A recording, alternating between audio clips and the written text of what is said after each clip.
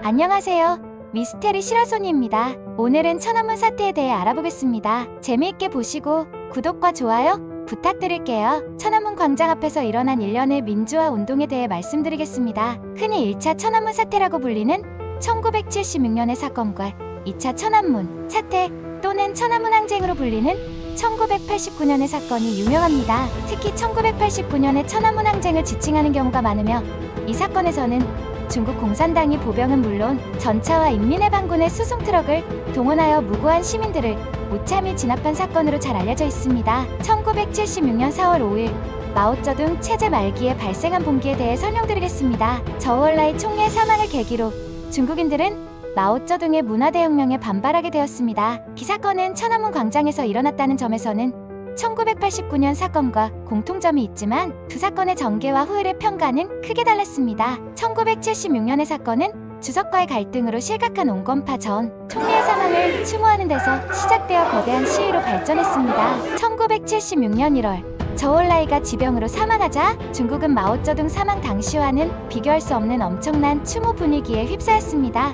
이에 대해 저우얼라이를 적대하던 장칭을 비롯한 사인방은 저우얼라이를 비난하며 추모 분위기에 찬물을 끼얹었고 공권력을 동원하여 추모를 방해했습니다. 당칭 자신은 저우얼라이의 장례식에 참여하여 매우 오만하게 행동하기도 했습니다. 이러한 상황에서 3월 청명절 기간부터 베이징 시민들은 저우얼라이를 추모하기 위해 천안문 광장의 인민영웅 기념비를 향해 행진을 시작했습니다. 시민들은 화환을 걸고 저우얼라이를 추모했으나 정부는 이 기념비에 바쳐진 화환을 전부 철거해버렸습니다. 문화대혁명으로 고통받던 중국인들에게는 이런 조치가 불만을 더욱 부채질하였습니다. 결국 분노한 인민들은 4월 5일에 봉기하여 건물을 부수고 자동차에 불을 붙이는 등의 폭력 시위를 전개했습니다. 심지어 마오쩌둥 체제를 뒤집으려는 시도도 있었습니다. 중국 공산당은 이들을 반혁명 세력으로 간주하고 공안을 동원하여 폭력적으로 해산시켰으며 사인방은 이때 덩샤오핑 부주석에게 모든 책임을 물리고 실각시켰습니다. 그해 9월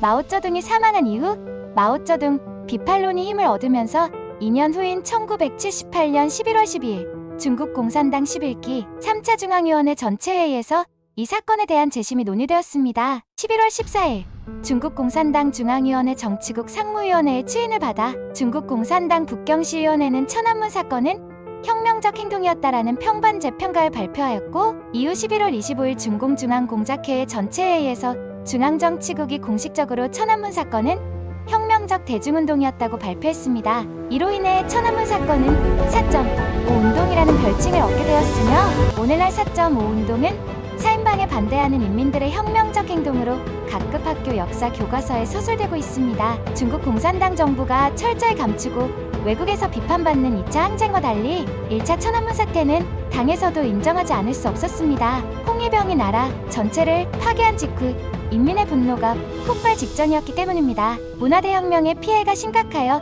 중국 정부도 이를 무시할 수 없었습니다. 현재 중국 정부를 주도하는 세력은 문화대혁명에 대한 불만을 바탕으로 권력을 잡았으며 마오쩌둥 사후에는 문혁청산에 소극적이었던 화고펑이 사임하고 1차 사태 때 실학했던 덩샤오핑이 권력을 잡아 현재의 중국을 만들었습니다. 그러나 문화대혁명의 피해를 없애기 위해 도입한 자본주의 정책이 양극화를 낳았고 이 양극화로 인한 불만이 2차 천안문 사태를 초래했습니다. 이 사건은 문화대혁명 당시의 두려움 때문에 대화조차 시도하지 않고 무자비하게 진압되었습니다. 참고로 문화대혁명을 부정적으로 서술한 바이두 백과에서도 1차 항쟁이 언급됩니다. 1989년 4월 베이징의 대학생들은 천안문 광장에서 주로 정치 및 경제 개혁을 요구하며 시위를 시작했습니다. 이들은 부패, 검열, 기본권 제한 중단 등을 요구했으며 연금 수령자부터 퇴역군인, 농민까지 점차 더 많은 대중의 지지를 받았습니다. 수백만 명이 중국 전역에서 일어난 평화 시위에 참여했습니다. 베이징에서 긴장이 높아지자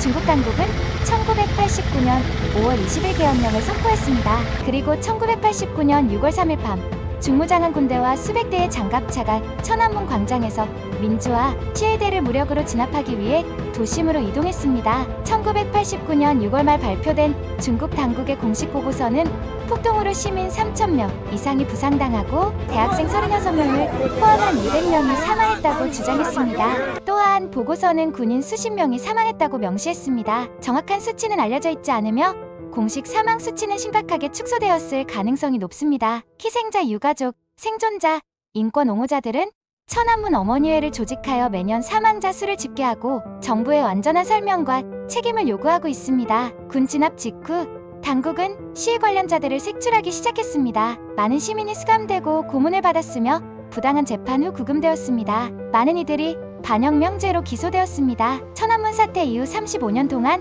중국에서 이 사건에 대한 논의는 대대적으로 검열되었으며 정부는 이를 역사에서 지우려는 시도를 계속해왔습니다. 천안문 사태에 대해 공개적으로 기념하거나 언급하는 것조차 금지됩니다. 1989년 이후 중국 본토의 활동가들은 천안문 사태로 희생된 사람들을 추모하거나 수감자 석방을 촉구하거나 정부 조치를 비판할 경우 전복 또는 분란 조장 혐의로 구금되거나 기소되고 있습니다. 중국 정부는 아직도 군의 탄압과 그 이후의 인권 침해에 대해 책임을 인정하지 않고 있으며 정의 실현이 점점 어려워지고 있습니다. 듣고 싶으신 이야기가 있다면 댓글을 남겨주세요. 컨텐츠를 제작하여 올려드리겠습니다. 감사합니다.